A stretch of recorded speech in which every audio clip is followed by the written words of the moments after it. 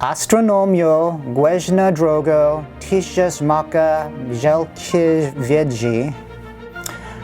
Please forgive my Polish.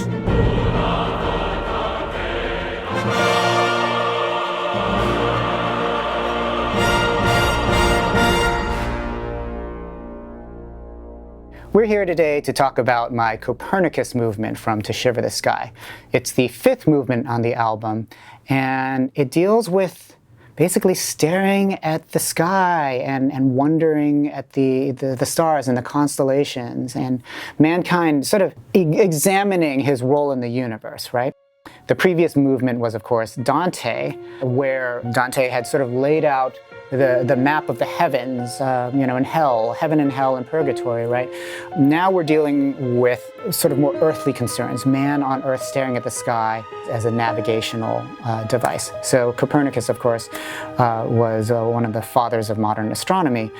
And we've used a text where he basically proclaims that astronomy is the mother of all sciences.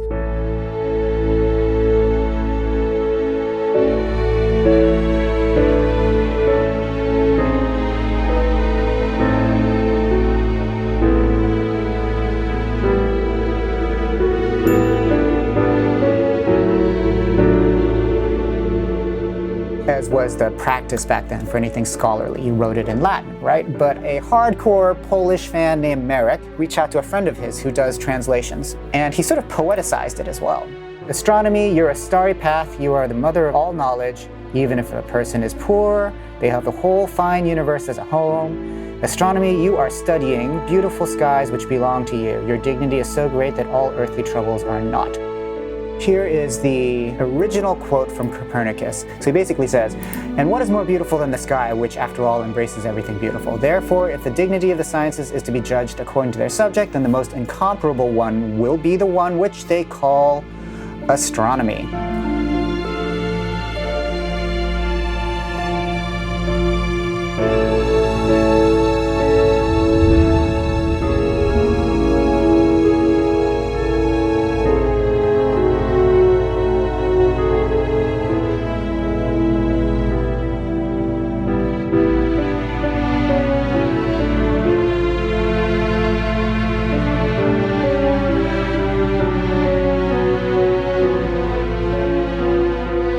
One of the fun, unique things that I've done with this particular movement is I've actually mapped out the constellations in the score of the piece. There's a very pointillistic texture in the middle section of the piece where the instruments of the orchestra come in and give little pinpoints of sound, as if stars, were kind of fading in and twinkling and that sort of thing. And when you connect them all together, they actually map out constellations. Pegasus, Cygnus the swan, Draco the dragon, Phoenix, Aquila the eagle. Basically all the constellations that have to do with flight in some way are represented on the score pages. So it's a bit of an Easter egg for the musicians out there who will read the score and look at it. Listeners will appreciate the sort of like the sort of the audio points of light, the little pointillistic texture that I'm creating. But those who look at the sheet music will see that there is actually, in fact, a pattern to all of this.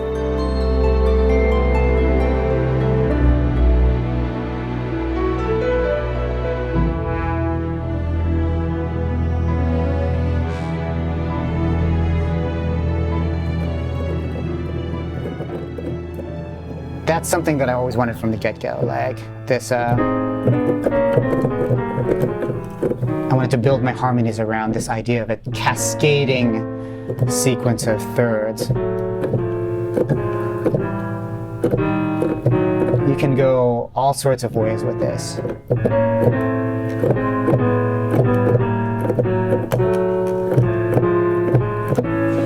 So here we go. A chord, D over A, B minor over A, and then here we go, A flat over A, right? Okay, now here, this is the 5 chord, the E over A. We've still got our A pedal, but watch what I start doing here. So see these notes here?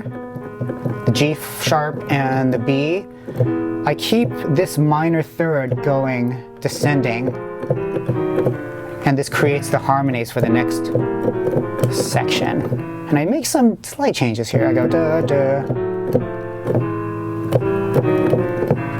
But what I sort of loved was this sort of like middle voice descending thing.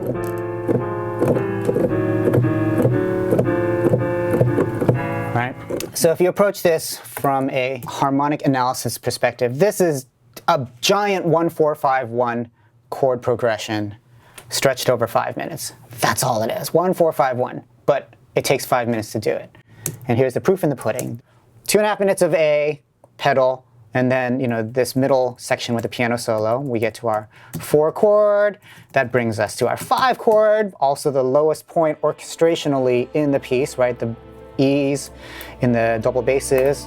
When you get to your big moment, that's probably when you want to get to your highest note and your lowest note simultaneously, right?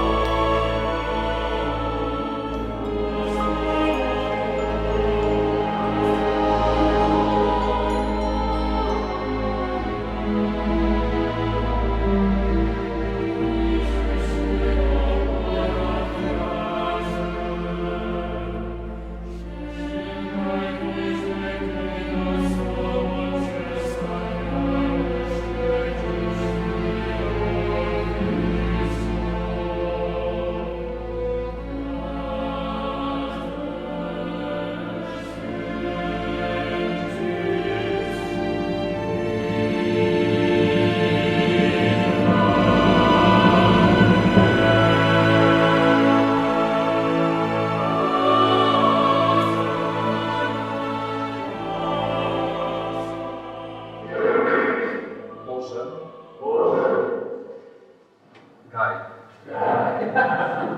Shim got it. Better?